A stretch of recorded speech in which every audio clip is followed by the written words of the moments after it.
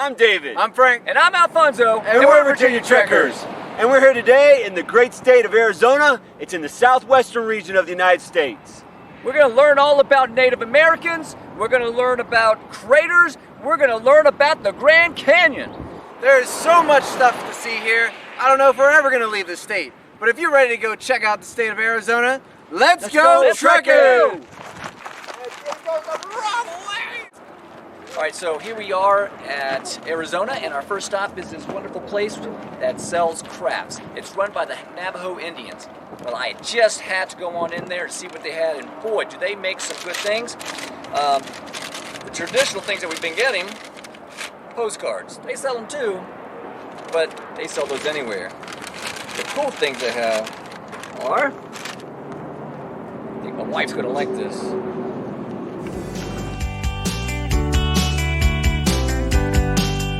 Now that's what I call great art and a great craft.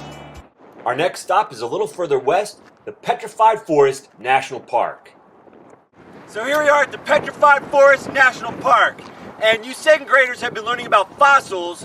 Well, this is a huge field of fossilized trees. These trees are from a long time ago, and they've actually turned into stone. And we might even see a Pueblo village. So come on, let's go explore this place. One of the places we explored was the beautiful Painted Desert. All right, behind me is the Painted Desert. And this is right near in the Petrified Forest. And this whole area of land used to be very green a long time ago.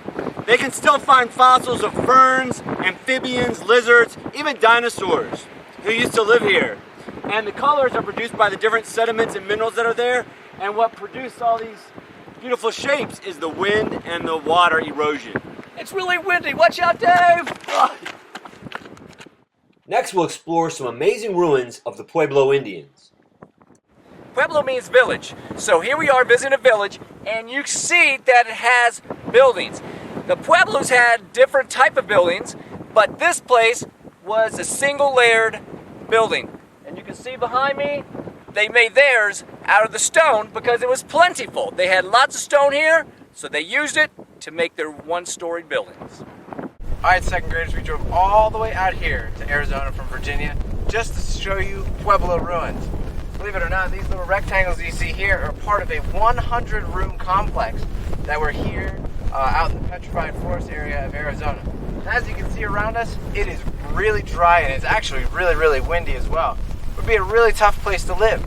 So what they did is they'd have these rooms and it would kind of cover the inside of the Pueblo. So then all the major activities and all that took place on the inside. There's a couple other cool spots to show you around here. Check it out, actual Pueblo. And the Pueblo Indians were artists, and believe it or not, some of their art still exists. So behind me, you see where the Pueblo Indians have painted on the rocks. Those are called petroglyphs, and they're just pictures of their everyday life. You'll see people, animals, and plants that they've painted into the rock, because human beings, by their very nature, are artistic. Alright, so here at Newspaper Rock, you can see where Pueblos would have written on the stone, and what they did is they scratched off the dark part, that way you could see the lighter stone on the other side. So they were the original graffiti artists. So yesterday when we were painting those Cadillacs in Texas, we were just imitating the Pueblos. Well, behind me you see some very dry conditions. You see the rocks, the dry grass, but when the Pueblo Indians were in this region, you had a nice big river that flowed right through, and that helped them grow food. That was one of the things they did. They grew corn and beans and squash. So they had plentiful amount of food that they were able to grow to sustain themselves. So Alfonso was telling you about how the Pueblo Indians used to grow crops here in the middle of the desert. Well, it was because they had a river to get water from. Everybody needs water. So, as you can see, something happened to the river. It dried up. Remember, the Indians lived here a long time ago, so there probably was water in this river then. You know what? When it does rain occasionally here in the desert, this river fills back up with water and sometimes causes flash floods because the ground is so dry it can't absorb it, and the water just runs off into this riverbed here. And I think maybe a cow got caught in one of those flash floods.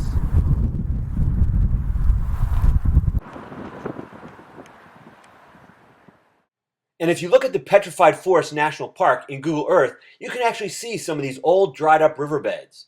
But now let's find out why it's called the Petrified Forest. So as you can see, this was a huge tree that used to be growing here in the middle of the desert. There was actually a whole forest here, and they turned into rock because it's called silica. It was from the volcanic ash. When it mixed with water and got inside of the tree, it turned it into rock. And this is why it's called a petrified rock now. And it's actually a fossil. And they have found fossils of dinosaurs here as well. And you can see a little dinosaur behind me there. And over here you can see some of the stumps, but now they're sitting up.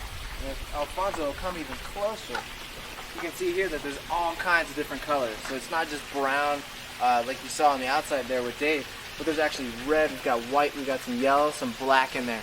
So it's all the minerals that are in the tree there that turned into rock. Well, now it's time to leave the Petrified Forest National Park and head over to Meteor Crater, where you can see evidence of an actual meteor that hit the Earth many, many years ago. Well, I've been having a good time driving on these roads through Arizona because the speed limit's 75 miles per hour. Whoa, well Dave's going to have to slow down because here, vehicles can only go 50 miles per hour. But if Dave were a meteor, he could go a whopping 26,000 miles per hour. And right up the road here, we're going to see what happens when an object from space does hit the Earth at 26,000 miles per hour. So gentlemen, let's go see something that's totally cool. Let's go! Alright, so we are in one of the coolest places along our route on I-40 to the Grand Canyon tonight. We've come across the Meteor Crater National Landmark, and check it out.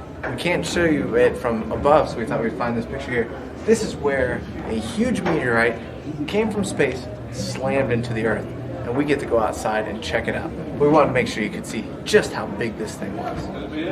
Right behind me you see the desert of Arizona. If you come this way, the biggest hole in the ground that I've ever seen, and check out the wind up here. It is really blowing, so it almost doesn't matter what microphone we have on our camera, all you're gonna hear is wind. Once upon a time, a meteor hit the Earth. Actually, it's not very uncommon, but the size of this one is. It had enough iron and nickel to build 42,000 automobiles. That's a lot of automobiles. It's 2.5 miles all the way around. It's 4,000 feet across, and it's 500 feet all the way down to the bottom. Well, let's get up to Dave where he can tell you a little bit more. So you've seen craters all over the moon, and you've seen craters in Mercury, and even craters on Mars, but we don't see too many craters here on Earth. And you know why? Because Earth has a protective atmosphere, and most of the meteors that come through our atmosphere get burned up before they actually strike the Earth. That's why you see shooting stars sometimes in the sky, little meteors being burned up as they enter our atmosphere. But this one was so big that it went right through and struck the Earth. Well, we're going to do a little experiment to see how Dave compares to the big meteor that hit right down the road. Dave likes to drive fast, he likes to run fast. But 26,000 miles per hour fast, I don't think it's possible. But you never know. On your marks, get set, go! That meteor that flew through the atmosphere traveled 100 miles in just 10 seconds. So we're going to see how far I can run in 10 seconds and compare it. Mississippi, stop! Alright, so Dave's coming back from his 10-second run. How many steps, Big Dave? I made it in 46 steps. So we're going to say that Dave's steps are about 3 feet apiece, so 46 is about 150 feet. Now that meteor that crashed into the Earth went 100 miles from the time that it hit the atmosphere to the time that it pummeled into the Earth. So Dave, you're not as fast as a meteor. There's still one more place that we have to see in Arizona, and that's the Grand Canyon. But it's so huge, we're going to put it in another video.